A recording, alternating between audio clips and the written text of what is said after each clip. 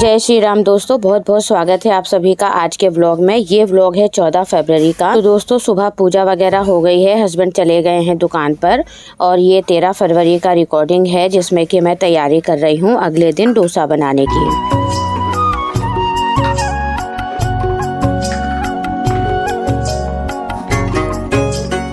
तो उसके लिए मैं यहाँ पे दाल और चावल को भिगो रही थी। तो 2 कटोरी चावल में 1 कटोरी उड़द की दाल और आधी कटोरी चना दाल और 1 चम्मच मेथी दाना, ये चीज़ें डाल करके मैंने भिगो दिया था और सारी रात इसको फूलने दिया था।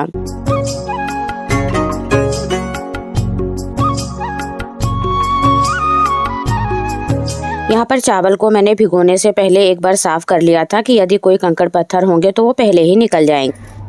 हस्बैंड पूजा कर रहे हैं और मैं आ गई हूँ रसोई में नाश्ता बनाने के लिए नहा वहा कर। और अभी बिंदी भी नहीं लगाई है, पहले बिंदी लगा लेती हूँ।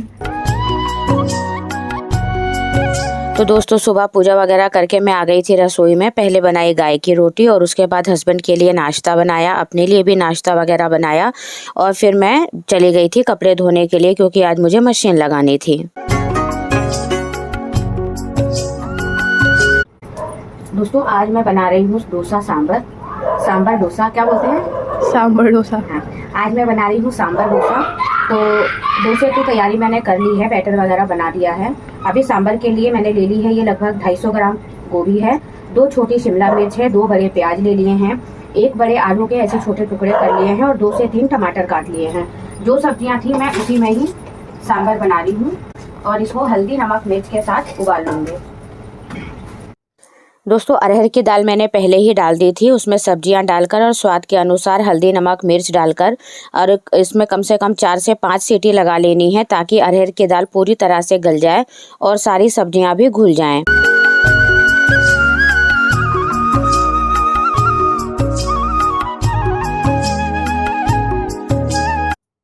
अभी इसमें 4 सीटी लगाएंगे और उसके बाद फिर इसको चेक करेंगे। तब तक मैं इमली भिगो रही हूँ और सांभर का जो मसाला होता है वो मैं घर में ही बनाऊंगी, तो मैं वो भी आपको बता दूंगी कि मैं कैसे बनाऊंगी। दोस्तों यहाँ बज रहे हैं दोपहर के 1:30 और 12 बजे मैंने मशीन लगा ली थी तो ये कुछ कपड़े धुल गए हैं और जो लास्ट वाला राउंड होता है वो मशीन में अभी चल रहा है। यहाँ पे धनिया, मेथी और चने की दाल और थोड़ा सा मैंने डाल दिया था सूखा नारियल, ये सब चीज़ें अच्छे से भुन गई हैं। गैस बिल्कुल स्लो है, बल्कि मैं इसको बंद ही कर देती हूँ। और ये मैं 2 से 3 ये टहनी करी पत्ते की ले रही हूँ और इसको भी इसके साथ रोस्ट कर लूँगी। मिर्ची मैंने इसलिए नहीं डाली है क्योंकि मिर्ची दाल में सांभर में डाल चुकी हूँ और इमली का पानी मैंने डाल दिया है, इसलिए इमली भी नहीं डाली है इसमें।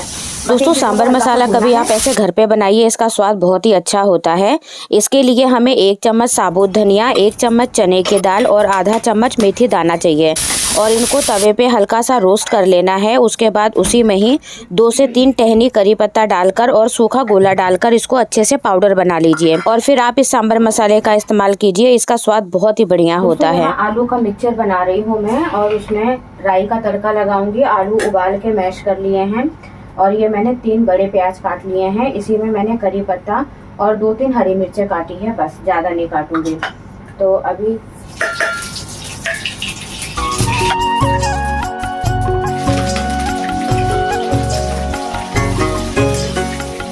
जैसे ही प्याज हल्की गुलाबी हो जाएगी, हल्दी नमक मिर्च डाल दूंगी और उसको भून के और फिर ये आलू डाल दूंगी।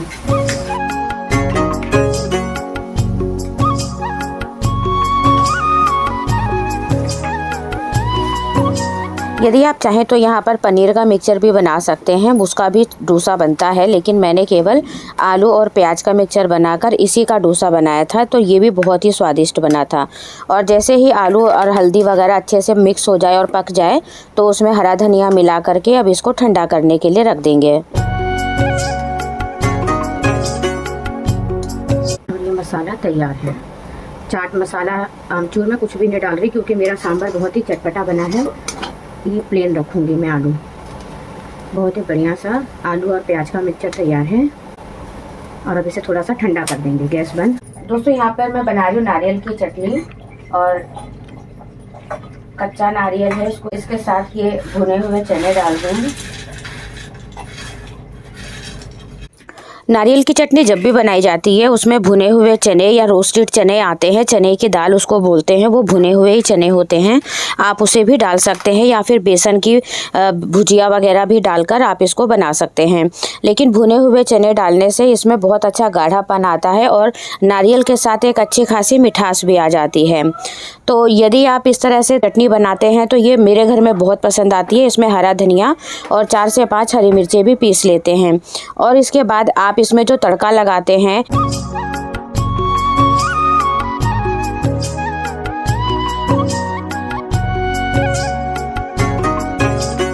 उसमें नारियल के तेल में ही तड़का लगाया जाता है, लेकिन मैं तो सरसों के तेल में ही लगा रही हूँ।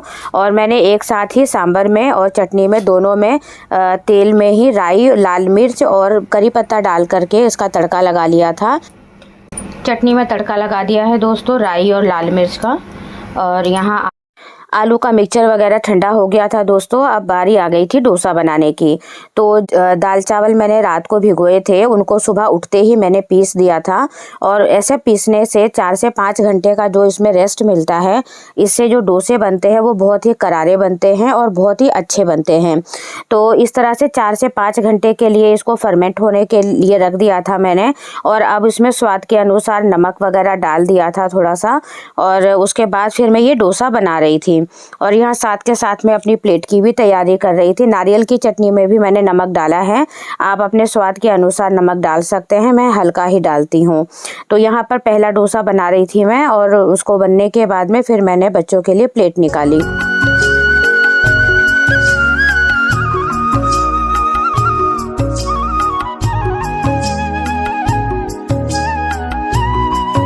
बढ़िया ये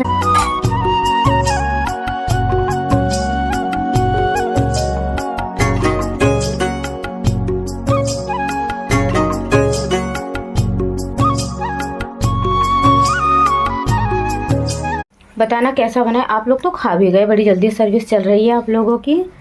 कैसा बना है? लाजवाब, स्वादिष्ट। स्वादिष्ट है। अनुष्का पास करो जल्दी। सांबर कैसा है? खट्टा है? और चटनी कैसी है? तो दोस्तों यहाँ पर ये सभी लोग खा रहे थे, मैं चली गई रसोई में। फिर मैंने और डोसे वगैरह बनाए क्योंकि बेटा भी बैठ गया था खाने के लिए। तो इस तरह से मैं गरम गरम से बनाकर दे रही थी और ये लोग सब खा रहे थे। तो सभी लोगों को पसंद आया है बहुत ही ज़्यादा। तो आप लोग भी कभी इस रेसिपी को ट्राई करके देखिए। आपका भी जो डोसा होगा वो बहुत ही क्रिस्पी और करारे बनेंगे और वो टूटते नहीं हैं। सबसे पहली बात हमें ध्यान रखनी चाहिए कि जब भी हम डोसा बनाते हैं हमारे तवे को हमें अच्छे से ग्रीस करना होता है। और उसके लिए जो कहते हैं ना कि प्याज रगड़ो, तेल के छींटे, पानी के छींटे मारो, फिर उसको रगड़ो, ऐसा कुछ नहीं करना है। बस आपको जब भी डोसे वगैरह बनाने हो तो एक टाइम पहले आप उस पर 1 या 2 परांठे बना दो। और जब वो जो परांठे वगैरह बनाते हो उसके बाद उस तवे को धो मत। और फिर आप देखो आपके तवे पे कभी भी डोसा चिपकेगा नहीं, कोई बैटर नहीं चिपकेगा, बहुत अच्छे से आपका डोसा बाहर आएगा। बस आप इस ट्रिक को फॉलो करो। क्योंकि मैंने सुबह नाश्ते में परांठे बनाए थे, उसके बाद मैंने तवे को धोया नहीं था और इसीलिए देखिए मैंने आपके सामने कोई भी तेल वेल पहले नहीं डाला है। बाद में मैं ऊपर से डाल रही थी और डोसे बहुत ही बढ़िया बन रहे थे। तो बस इन छोटी छोटी चीज़ों का ध्यान रखते हैं तो हमारे डोसे बहुत ही अच्छे बनते हैं। और मेरा ये लोहे का ही तवा है जिस पे मैं रेगुलर रोटियां वगैरह बनाती हूँ। कोई स्पेशल मैंने नॉन स्टिक का तवा वगैरह इस्तेमाल नहीं किया है, वही रोज़ वाला तवा है, उसी पर ही मैंने आपके सामने ये डोसे बनाए हैं। तो आप इस रेसिपी को ट्राई कीजिए। अगर आपको ये वीडियो अच्छी लगी है तो वीडियो को लाइक कीजिए, चैनल पर नए हैं तो सब्सक्राइब कीजिए, अपना प्यार और सपोर्ट बनाए रखिए। ये वाला ज़्यादा ही करारा हो गया और आप देख सकते हो। और उसके ऊपर फिर आलू का मिक्सचर थोड़ा सा फैलाना होता है और इस तरीके से ये हमारा डोसा तैयार है। और बिल्कुल क्रंची करारा सा डोसा है। इस तरीके से बनाते हैं तो डोसा बहुत ही अच्छा बनता है।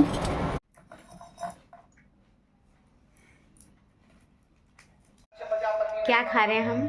आइसक्रीम। कहाँ है आइसक्रीम? खाना कैसा था? अच्छा लगा। क्या खाया था आज खाने में? डोसा। डोसा किसने बनाया था? आपने बनाया था? अच्छा बना था ना। सही है, बढ़िया है। शाम की पूजा वगैरह हो गई है दोस्तों, दीपक जल गया है मंदिर में। और यहाँ देखिए महाकाल बाबा का आज का श्रृंगार, इतने प्यारे लग रहे हैं बाबा। बहुत ही प्यारा श्रृंगार हुआ है आज बाबा का। अभी तो यहाँ डेकोरेशन ही चल रही है और माधव का ध्यान पूरी तरह से पिज्ज़ा पर है और ये देख रहा है कि किस तरीके से क्या क्या डाला जा रहा है। तो दोस्तों यहाँ रात को हम लोगों ने खाया था पिज़्ज़ा, कुणाल आते वक्त पिज़्ज़ा लेकर आ गया था, तो आज का डिनर हमारा पिज़्ज़ा था। तो दोस्तों आज का व्लॉग बस इतना ही। आप सभी अपना प्यार और सपोर्ट बनाए रखिए। मिलती हूँ आप सभी लोगों से कल के व्लॉग में। ये है हमारा सबसे अहम आदमी। ये आप लोगों से कांटेक्ट नहीं, बस सॉस चाट रहा है खा रहा है। आप लोग इनसे मिल पाएंगे क्योंकि ये हिंदुस्तानी फौज का बहुत बड़ा ऑफिसर है। लेकिन हाँ, आया बाइट हो गया। हमारे प्लान ठीक है। में बड़ी हो जाती तो ये आदमी हर